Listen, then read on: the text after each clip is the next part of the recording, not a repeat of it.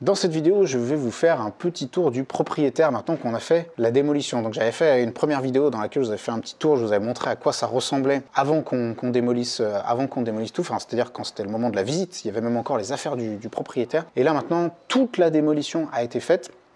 Et le plaquiste va bientôt attaquer le boulot. Et donc je voulais vous montrer un petit peu à quoi ça ressemble maintenant qu'on a fait tous les travaux de démolition. Donc je vais vous faire un petit tour. Alors vous allez voir, c'est un peu le bazar parce que les ouvriers ont entreposé tout l'isolant. Et en fait, j'ai commandé énormément d'isolant puisque j'ai envie de faire des logements qui soient bien isolés. Et donc vous allez voir, il y a notamment le studio qui est rempli de bordel. J'avais fait une ou deux photos vidéo avant, on essaiera de vous les mettre en incrustation pour que vous puissiez vous rendre compte de ce à quoi ça ressemble, parce que là on voit pas grand chose.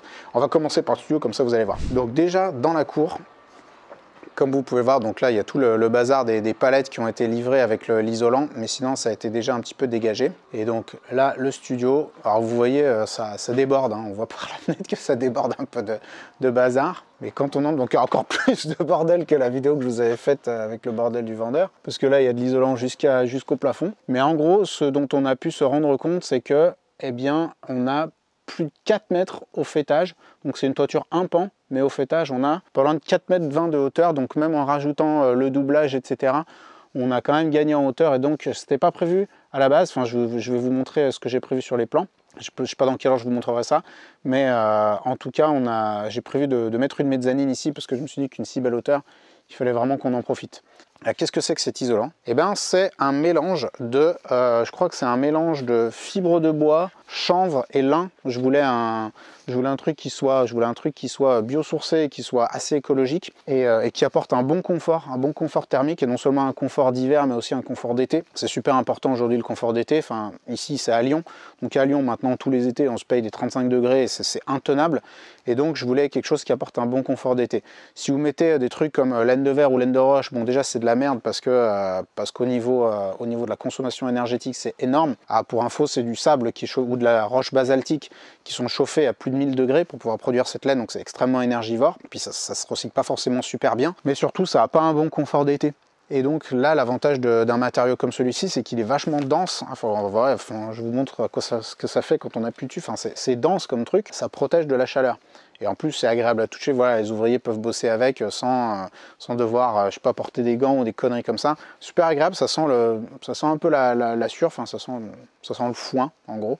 Donc, j'ai hâte de voir ce que ça va donner. En tout cas, bonne performance pour ce truc. Je suis content de le tester. J'avais prévu de mettre de la fibre de bois, puis les ouvriers m'ont proposé ça, et au final, je dis, bah allez, mettons ça. Donc là, dans le jardin, vous voyez, là, il y avait un espèce de petit muret, une espèce d'armoire, tout ça a été explosé. Il y avait un barbecue pourri là-bas dans le coin, ça a été enlevé aussi. La mare, elle y est toujours, mais ça, les ouvriers vont la retirer. Et là, maintenant, on va aller dans le logement du rez-de-chaussée. Il y a aussi du bazar, mais un peu moins. On peut quand même se rendre compte de ce à quoi ça ressemble. Donc là, à droite, je vous rappelle qu'il y avait la salle de bain et la cuisine. Donc là, il n'y a plus rien. Il y a 2 chaises que j'ai ramenées aux ouvriers pour qu'ils puissent s'asseoir quand ils mangent, mais sinon, il n'y a plus rien. La chaudière, elle sera enlevée par les gars qui font les travaux. On a fait retirer le faux plafond. Vous pouvez voir là-bas dans le coin, je vais vous montrer, hop. Il reste un petit bout là de laine de verre. Il m'avait laissé le faux plafond. J'ai dit non, mais virez-le quoi. Les ouvriers vont souvent chercher à en faire le moins possible. Et c'est bien, c'est de bonne guerre. Par contre, vous, c'est important que vous soyez un petit peu à l'affût et vous disiez non, attention, ça il faut le retirer parce que là, on a quand même gagné 20 cm de hauteur sous plafond, donc c'est important d'être attentif à ces sujets, de venir regarder, de ne pas hésiter à leur dire non les gars, ça il faut aussi le retirer. Ici on avait la trémie avec les escaliers qui descendaient, donc là maintenant on n'a plus qu'un trou béant. Là-bas c'était le coin nuit de l'ancien propriétaire avec l'armoire qui était collée là. Et ici il y avait tout le coin bureau, et dans le coin là-bas il y avait la cheminée.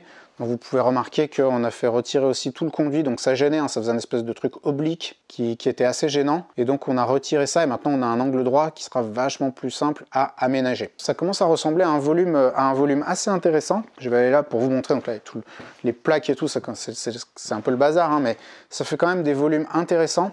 Et quand ce sera repris tout en blanc, je pense que ça va être vraiment cool. Je vais aller vous montrer le sous-sol. Alors je ne sais pas si on va y voir grand chose parce qu'il y a vraiment, il y a pas de lumière. Les ouvriers qui font la démol ont déjà explosé la dalle. Et maintenant on va pouvoir décaisser un petit peu. Ils ont trouvé une énorme fosse d'ailleurs sous le truc. On s'est demandé pendant un moment ce que c'était. Et en fait c'est une... non, c'est une fosse septique, merde. On voit strictement rien, donc désolé, on n'y voit rien et je vais remonter. En tout cas, croyez-moi sur parole, ils ont pété la dalle.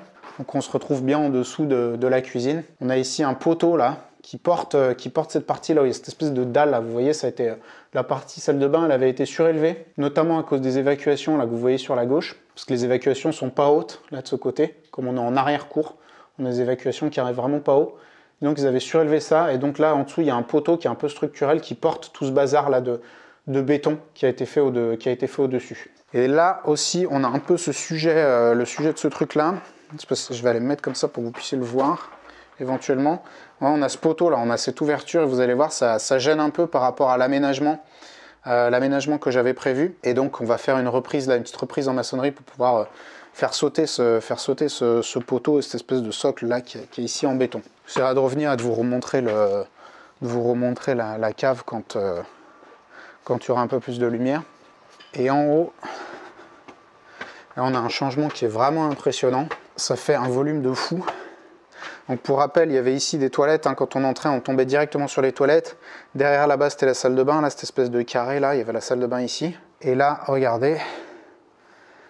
Donc il n'y a plus la cuisine, tout a été retiré. Et surtout, la hauteur sous plafond. Le faux plafond a été viré.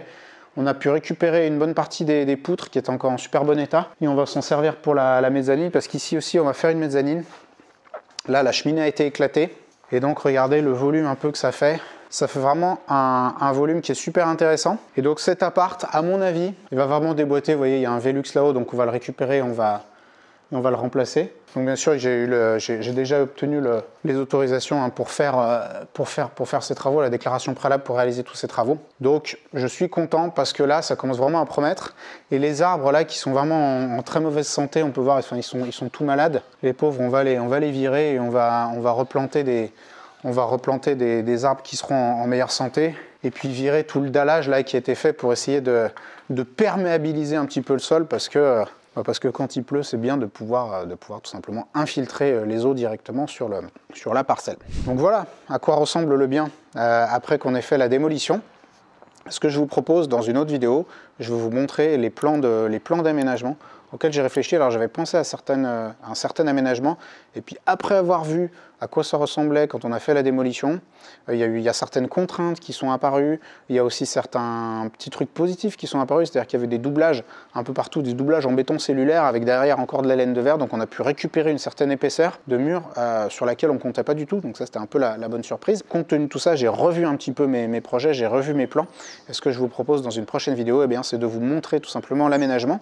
Donc si vous n'avez pas encore réfléchi à l'aménagement que vous feriez de ces lots. Je vous rappelle que dans la première vidéo de la série, on vous mettra le lien, dans la première vidéo de cette série, je vous avais mis les plans de l'existant, donc des plans de géomètre que vous pouvez récupérer pour que vous puissiez un petit peu travailler, cogiter, réfléchir, etc. Vous allez voir, il y a plein de choses à apprendre, donc n'hésitez pas à vous creuser les méninges. Et je vous dis à la prochaine.